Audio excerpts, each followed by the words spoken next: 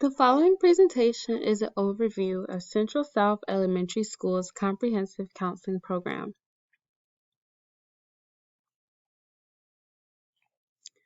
Central South Elementary School is located in Belmont, North Carolina, within the Guilford County Public School System. The academic year at Central South School begins August 26 and ends in the beginning of June.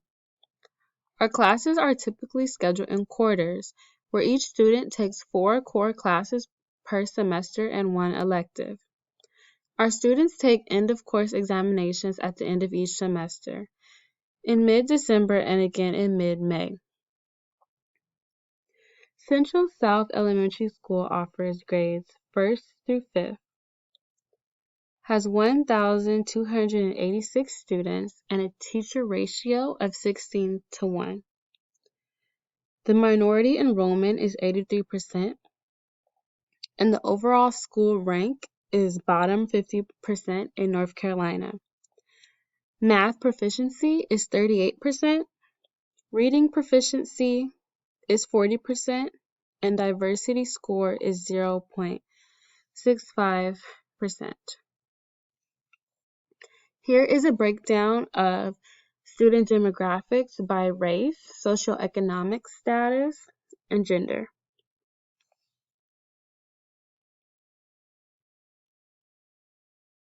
The following data is based off students receiving free or reduced lunch, which is 83% of the student body.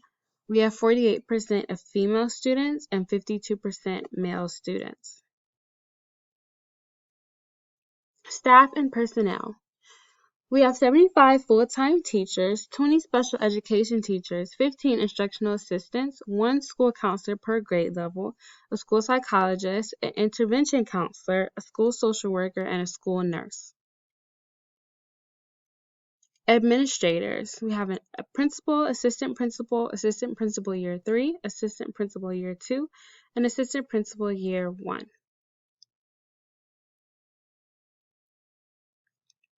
Local and community culture. Belmont, North Carolina is a predominantly African American community located in Guilford County. 83% of Central South students come from disadvantaged backgrounds and receive free or reduced lunch. Here we have a breakdown of the population density, median home income, unemployment rate, and crime per capita. We also have a list of violent crimes compared to the national average and property crimes compared to the national average.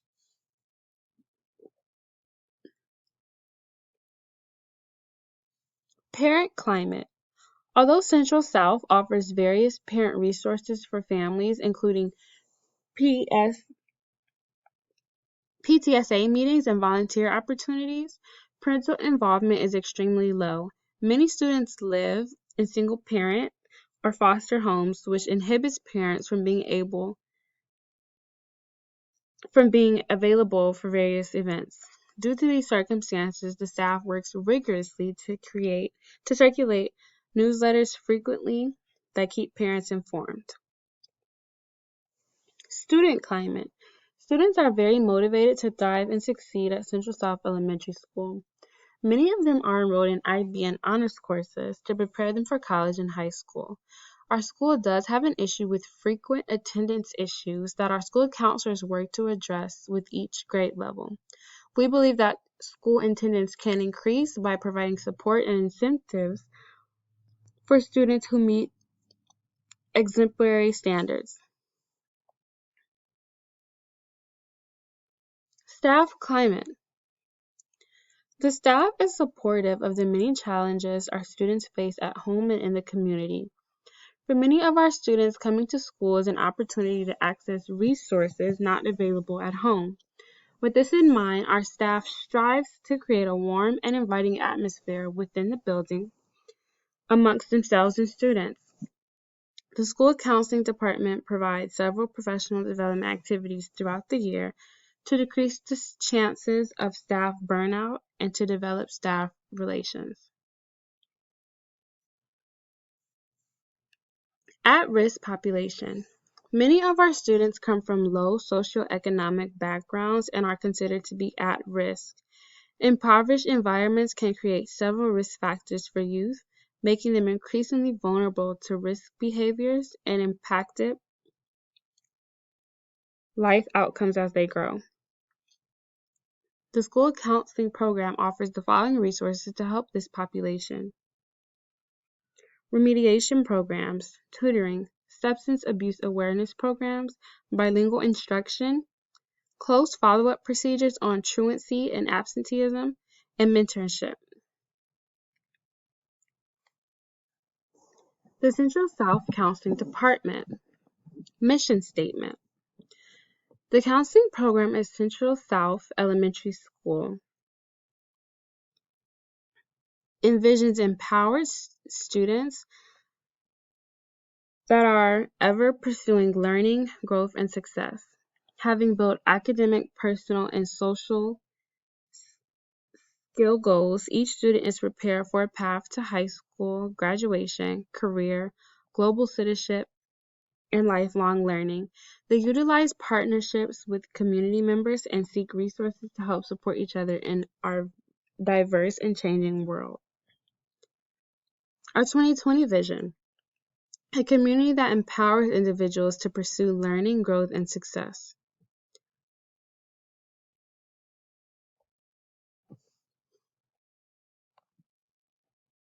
Motto: supporting student success in a diverse and changing world.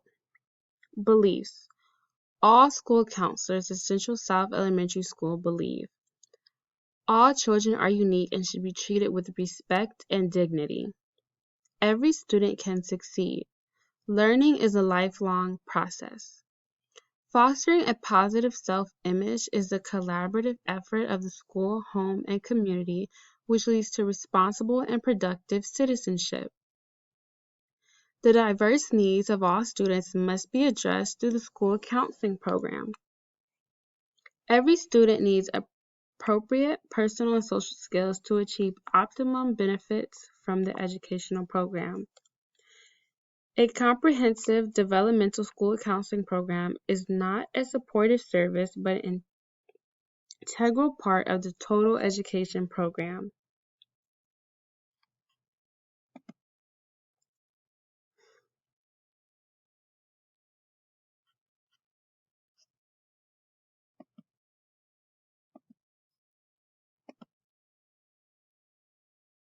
Here we have a newsletter from the 5th grade counselor.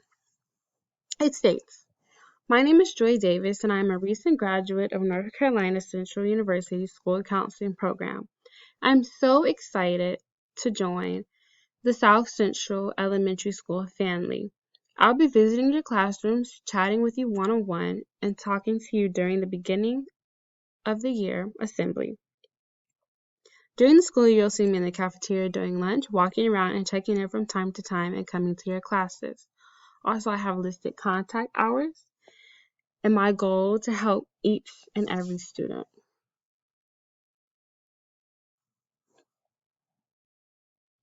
504 plans. The types of disabilities that are common for 504 plans are attention deficit hyperactivity disorder, autism, deafness, blindness, speech and language impairments, bipolar, asthma, cancer, diabetes, epilepsy, TS, AIDS, tuberculosis, and leukemia. The top 3 disabilities that are seen most amongst students are ADHD, autism, and speech and language impairments. Students receiving 504 plans will have accommodations that will support their levels of development to help them achieve their full potential. Such accommodations are reduced homework and classwork, extra time to complete tests and other assignments, choice of seat, modified textbooks, and extra breaks. Tutoring sessions before and after school, allow lessons to be taped, and provide written out schedules. These accommodations are determined on a case-by-case basis. Next, we have an overview of the Emergency Management and Crisis Plan. Central South Elementary recognizes the possibility of the school, community, and students being affected by significant traumatic events. The counseling department, along with the school's administrators, have devised an emergency response plan to implement if a traumatic event were to affect students and staff. Central South Elementary School has developed a crisis plan for dealing with existing and potential student and school crises. The crisis plan includes intervention procedures, crisis response procedures, and critical incident procedures. Here's a breakdown of the members of the crisis management team, including the counselors, the nurse, school social worker, a teacher, principal, assistant principal. Also, I have listed the external members, which are the police department, mental health services, and fire department. The responsibilities of the team as a whole is to collaborate and support the school through difficult times. Each individual member of the crisis team is required to be familiar with the crisis management plan. In the event of a crisis, the principal will be the spokesperson and directive of all emergency procedures and events. The assistant principal will support the principal in coordinating the appropriate aid and services to students, parents, and staff.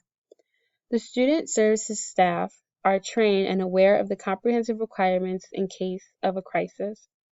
All other internal staff will be informed of the specific emergency procedures and their responsibility. Training on crisis management plan will be required for all staff prior to the start of the school year. Intervention procedures. Teachers will inform and assist students through traumatic experiences. Students will be educated on the effects of experiencing a crisis, and counselors will organize post-crisis workshops, support groups, and support rooms. Here we have informational interview highlights for Ms. McLeod, the school counselor at SC Elementary School. Ms. McLeod stated that a majority of her students are received to her by referral from a teacher or staff member. She also discusses interventions she used when working with students in individual and group settings,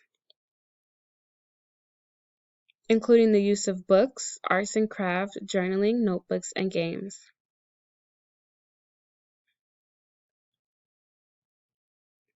Here she discusses when she refers to outside agencies and which agencies she uses, including the Salvation of Greater Winston-Salem and Amos Cottage that support students with developmental and behavioral disorders through assessment, psychological testing, outpatient counseling, and therapeutic day treatment services.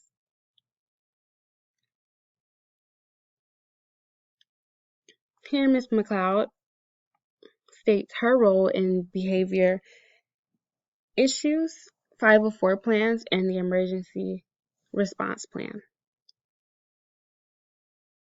And lastly, here is a list of references that helped create my presentation. Thank you all for watching.